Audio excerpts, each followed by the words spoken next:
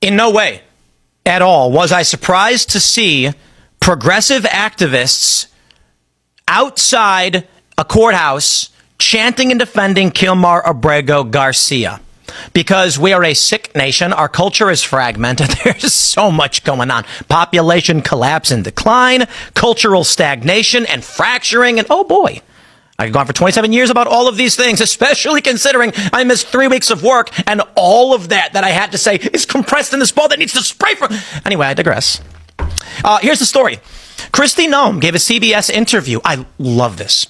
And they edited what she said, and they basically cut out when she was like, this guy's a human smuggler, MS-13 gang member, all of which has been adjudicated. I'm going to prove it. And then it's remarkable how they pull this off. Now, she's tweeted this out, calling them out. And progressives, of course, are evil. And it's crazy for me to say. I had a tweet go viral, viral, but I got a bunch of thousands of retweets on it. In the wake of that tragic shooting, the trans individual who did it, reportedly, the New York Times said her is a guy. It was a mentally unwell male who did this. I got no problem. Like, men are the perpetrators of mass shootings almost all the time.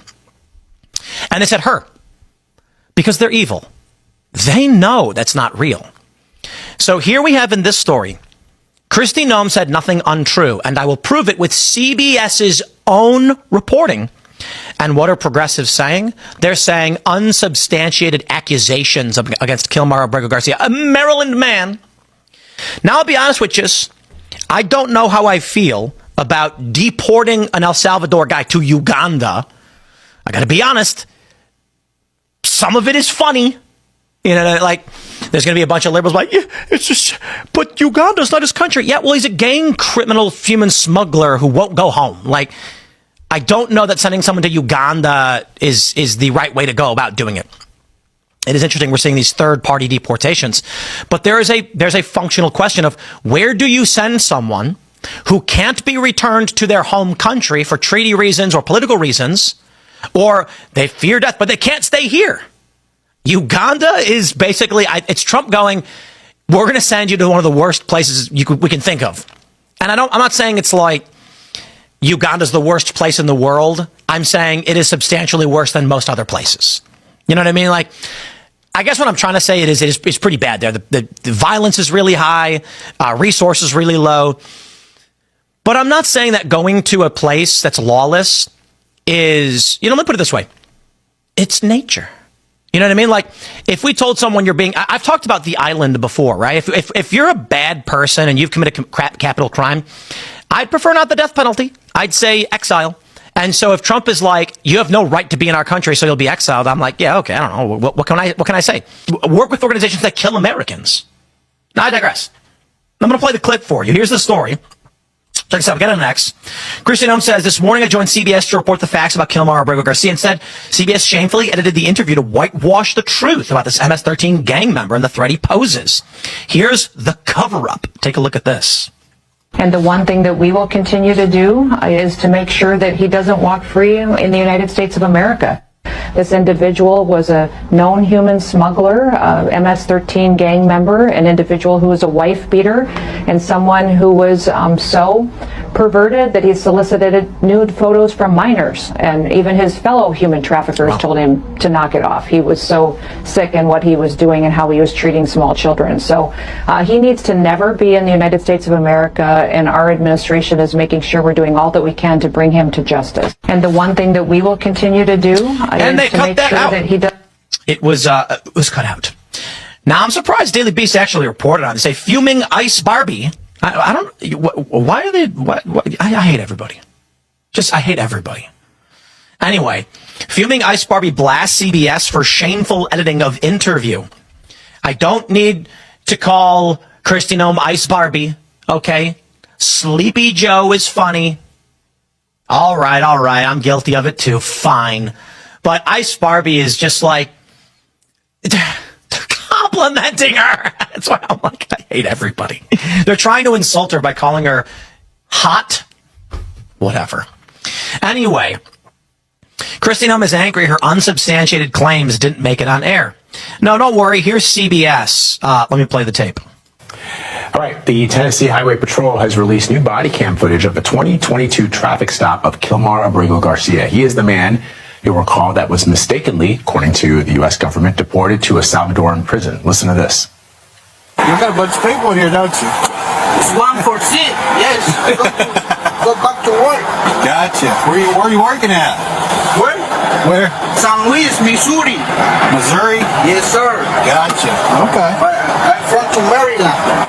So I come in front to... So in the body cam footage, Garcia tells police he was driving the 8 people in his vehicle from Houston to Temple Hills, Maryland, to perform construction work. The Department of Homeland Security says he was suspected of human trafficking. He was not arrested or charged with any crime. At the time. I want to bring in Department of Justice correspondent Scott McFarland. Scott, so the DOJ has been trying to frame this incident as a way to justify Garcia's deportation, but we just said he wasn't charged with a crime. He wasn't charged with human trafficking. Yeah, he was issued a citation for a traffic violation after that footage was recorded. This is going to be mechanized, and to a degree has already been mechanized by the Trump administration for the second of 2 battles. The media, and of course the fair and unbiased coverage that we usually get on the mainstream media. If we need any more evidence of why no one really trusts the media anymore, let's just look at how CBS is covering the alleged MS-13 gang member and human trafficker Kilmar Abrego Garcia. This is what went to air from CBS's interview with Homeland Security Secretary Kristi Noem about the case. And the one thing that we will continue to do is to make sure that he doesn't walk free in the United States of America. Okay, and this is what CBS deliberately cut out according to Kristi Noem. This individual was a known human smuggler, MS-13 gang member, an individual who was a wife beater, and someone who was so perverted that he solicited nude photos from minors, and even his fellow human traffickers told him to knock it off. He was so sick in what he was doing and how he was treating small children. So he needs to never be in the United States of America, and our administration is making sure we're doing all that we can to bring him to justice. Well said. So CBS cut out those crucial details. And why would they do that? Is it to protect this man? Because the media narrative around him, around this alleged wife beater, is that he's a Madeline father. Now, Kristi Noem has called this out in a statement she wrote this morning over on CBS to report the facts about Kilmar Abrego Garcia.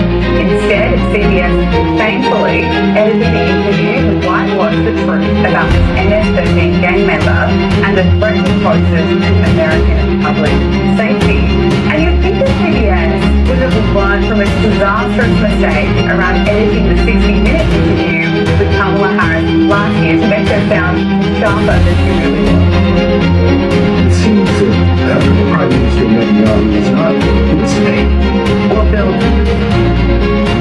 the work that we have done has resulted in a number of movements in that region by Israel that were very much prompted by or a result of many things, including our advocacy for what needs to happen in the region. But it seems that the Prime Minister is not a mistake. We're not going to stop pursuing what is necessary for the United States to be clear about where we stand on the need for this war to end. Very different answer, and that cost CBS $16 million. And former Paramount executive Barry Redstone recently told the New York Times that they essentially rushed to settle because they had concerns over other interviews that have been edited and then put to air, such as the 2023 interview with Joe Biden, where some of the time used that Joe Biden was just so out of it, he needed to be prompted just to answer questions. Well, joining us now is Alex Stein, host of Blaze TV's Primetime with Alex Stein. Alex, it is great to see you. Hey guys, welcome back to my social commentary. I hope you all are doing good and you are watching this video. Like we always say, we are not criticizing, neither are we supporting. All we are doing is publicizing. And currently now, Homeland Security Secretary Kristi Noem is seriously firing back and accusing CBS News for editing her part of saying that Abrego Garcia is a notable smuggler. She said it open that Kema Abregu Garcia is a notable smuggler, and they are editing her part of the clips where she said it. So without wasting much of your time, if today is your first time of coming across our video, do well to give it a thumbs up, subscribe to our channel, and tell us what you think about the video in the comment section. You're welcome. It's really a systemic investment that will actually address the core issues. I had shootings in my ward. One of them was a tragic shooting of an unhoused neighbor. So the Trump administration is saying that they're going to address the issue of unhoused residents by putting them in jails, in concentration camps. Now, am I biased for saying this? But he just sounds stupid. It's like people that live in America and seem like they can't even speak English as their first language. They just sound a little bit more ignorant than normal. And I'm just saying, I'm talking about people who are the aldermen of Chicago. Now, not a person that just came here off the boat, somebody just trying to make a living. The people that are in government positions that cannot clearly speak English, and English is their second language, it's crazy to me. That's one thing I'll never understand. But it's funny that he say that, and he don't address the real issue and say that Trump is trying to militarize deployment of federal troops. When you look at it, Donald Trump can't deploy federal troops in other states. He could do it in D.C. very easily because it's written into our Constitution. It's written into the authority that the President of the United States has that he can activate in that particular city, because it's not like a regular state, right? It is the capital. It is the epicenter of the federal government. And so the commander in chief has the right to do that unilaterally. Now, when it comes to other states, he can't really deploy military troops, or it would be National Guard, without the governor's approval. However, if he uses the Insurrection Act, which if the crime rate is going down and it's not really a scenario that's out of control like it was in D.C., I think that it's hard for him to do that. But if he does use that act, he could activate the National Guard there to do the same thing they did in D.C. Now, why would anybody be against that? Even MSNBC agreed with Donald Trump on this, and I would say agreed with people who have common sense, that why wouldn't Pritzker, and I hope I'm saying his name right, why wouldn't he, in conjunction with President Trump, have a meeting and talk through, this is the strategy that we can do together. You have resources, I have resources. Let's pool our resources together and let's be on one accord. But because they have Trump derangement syndrome, they can't do that. So let's play the MSNBC clip one, because I think they actually, for once in a while, had some common sense on this show and pushed back against the leftist narrative. Roll the clip. In Chicago over the weekend, at least 54 people were shot. This is just over Labor Day weekend, 7 killed. Several of the incidents were mass shootings with multiple victims at a single scene. In one instance, a teenage girl was hit with a stray bullet. The violence comes as President Trump threatens to send federal agents and National Guard troops to Chicago to quell the crime there, despite objections from the city's mayor, Brandon Johnson, and Illinois Governor J.B. Pritzker. Unfortunately, Joe, this is not unusual in Chicago, which has been plagued by gun violence for generations, not years, for generations. 54 people shot this weekend in Chicago, 7 killed. I mean, and those numbers just keep piling up. The concern is you have leaders in Chicago that see this, as you say. We've been reading about this for years now, every weekend, and maybe crime has gone down. But, we had the mayor of Chicago on last week saying, oh, we don't need any more police officers. Police officers aren't the answer. No police officers. I think he said no 5 times. You look what's happening this weekend. You look so, I actually think that J.B. Pritzker should do something radical. I think he should pick up the phone, call the president, and say, and I know you don't have the constitutional authority to deploy the National Guard here and to police my you can do that in D.C., you can't do that in Chicago. But let's partner up. These are the most dangerous parts of my state.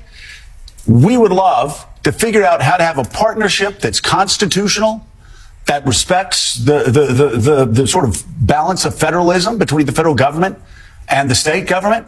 And let's work together to save lives. Because right now, just hey, nothing to see here moving along.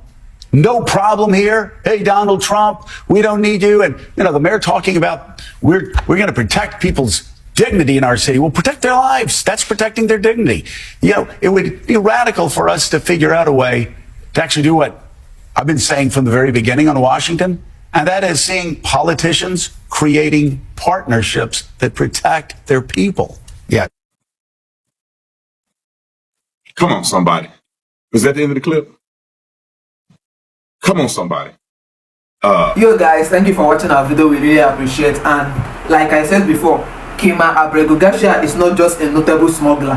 He is a high-profile member of a bad gang group known as M13. Google it online and find out about M13. M13 is a very, very, very bad group. So Noem Kristi shared her part of a face-to-face interview on X about the clip where they trimmed almost 23% of the video clip out because she made it clear that Abrego